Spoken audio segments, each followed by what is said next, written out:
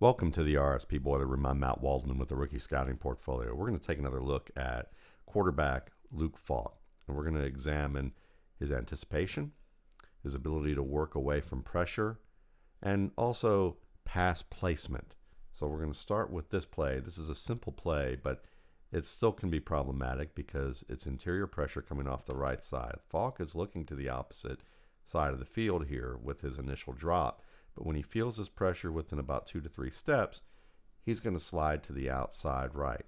And I like this with Falk because when you start gauging how a quarterback handles pressure, I often talk about how they need to bait that defender as quick as possible, or as late as possible. So if the defender can come in within 1 to 2 steps, and then you can make that move, you can often avoid pressure. That's going to be true in a lot of cases, but you also have to know what kind of quarterback that you're looking at here. If you're looking at a Russell Wilson or Trace McSorley or a Baker Mayfield, these are quicker guys who can wait until the defender is close enough on them to make a move. Andrew Luck would be another example. Sometimes when they're coming up the middle like this, if they get within 2 to 3 steps, it's time to bail. And he does a good job of sliding outside, keeping his feet under him. And while he has this route breaking inside to the right, this is going to be a more difficult throw because he's going to have to make the throw working across his momentum to hit this in-breaking route while he's working outside. It's not the safest route to throw here. You're going to see some guys with maybe higher-end athletic ability give it a try and often do so. But Falk understands his limitations, and he doesn't have a ton of them. He's just not a superior athlete at the quarterback position. So you're going to watch him slide outside, see that he's got his running back here, and just dump it off. And because of that, the running back actually gets the 12 yards where the receiver is on this play.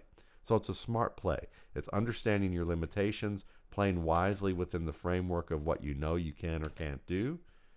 And he gets a first down on the play from interior pressure.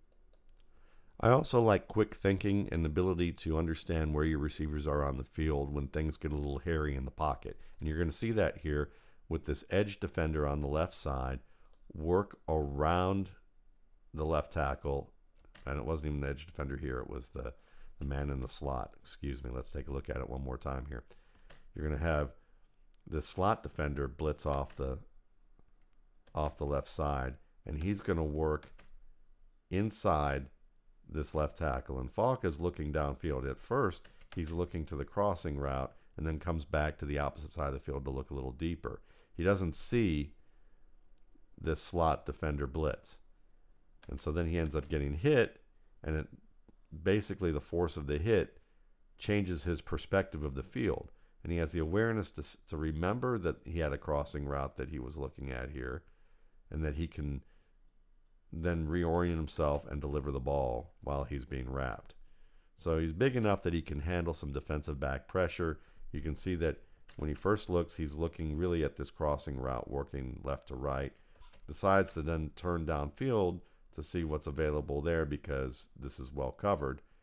But when he's hit, strong enough to at least maintain his footing long enough, understand where his receiver's breaking open in the outside, and hit it where only he's going to make the catch. And he turns that into an 8-yard gain. Smart play. This game has also shown Falk showing a lot of comfort in tight spaces, being able to buy just a little bit of space to create a throwing lane. And you're going to see this here on 3rd and 14. You're going to see the defenders looping around with a little bit of game on this pressure, and it's going to force some pressure in the middle of the field. And he's looking on a crossing route that's going to break from left to right. And you watch him slide one step and then fire that ball with a blocker in his lap and do it pretty much in stride. Now the receiver has to maybe lose his footing a little bit to lean for the ball here. But on a 3rd and 14, you take that, especially when you have pressure coming up the middle like this. It's just good poise, keeping the eyes downfield. One small step. That's all you need. You don't always have to be the big-time athlete to really create space and time in the pocket. Just a small adjustment like that and be able to throw from a dirty pocket. And that's something that he does really well here.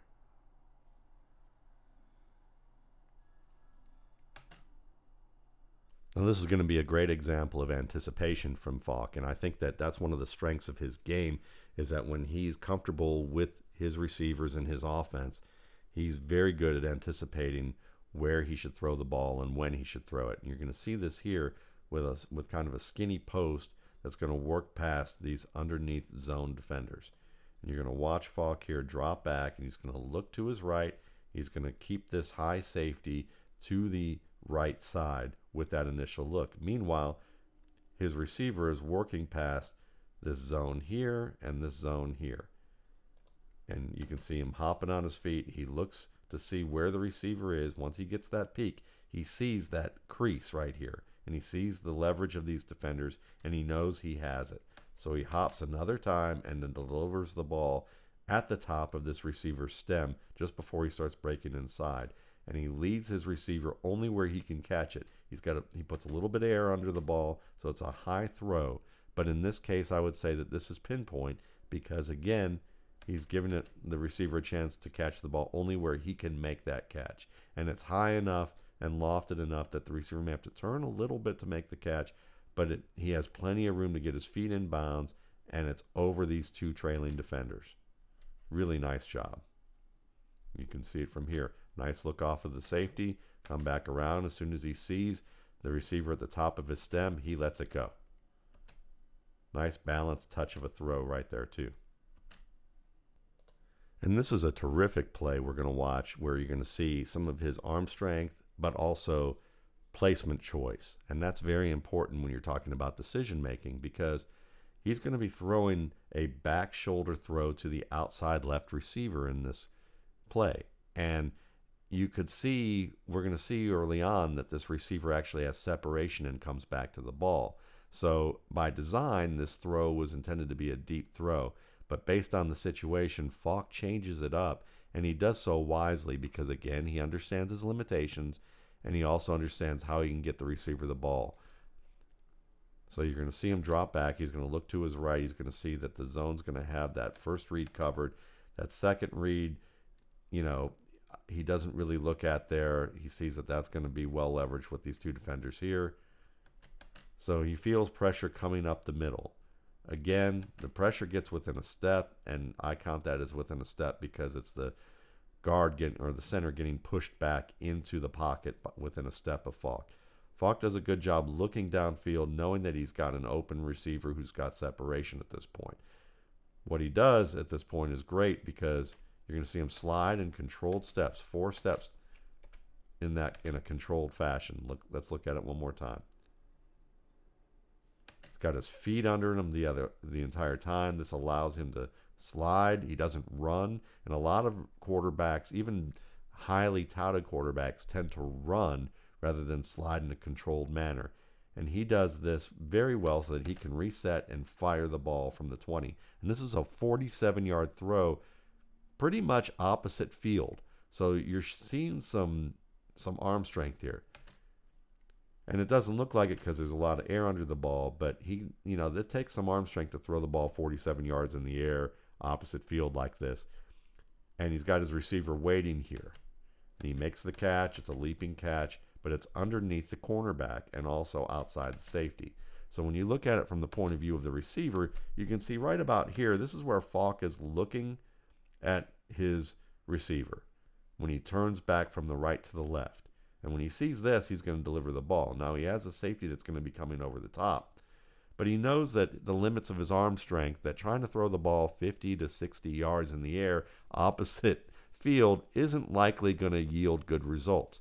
So instead, he converts this to a back shoulder play. And as the receiver's looking for the ball, the receiver does a fine job of slowing down at the last moment, letting the trailing coverage overrun him so that he can make this catch.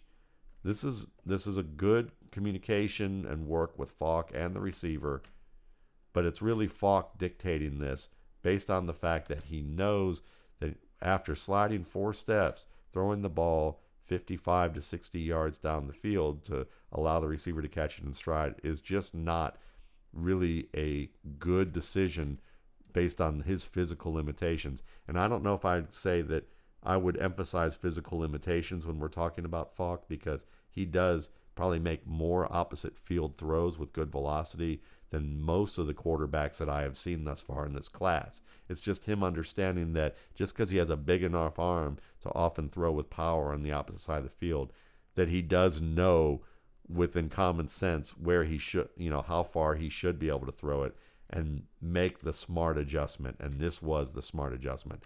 And to me, when I look at Luke Falk's game, it's not always physically flashy.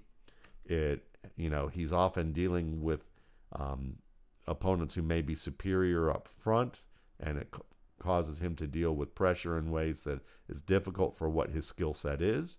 But I think that he plays an intelligent brand of football, and I think this is a guy that's going to be in the league for a while. He may not be a guy that people tab as a future starter, but I wouldn't be surprised if Luke Falk surprises people down the line. Thanks again for watching. For more RSP Boiler Room videos, you can check out my YouTube channel, the RSP Film Room, and my blog, www.mattwaldmanrsp.com.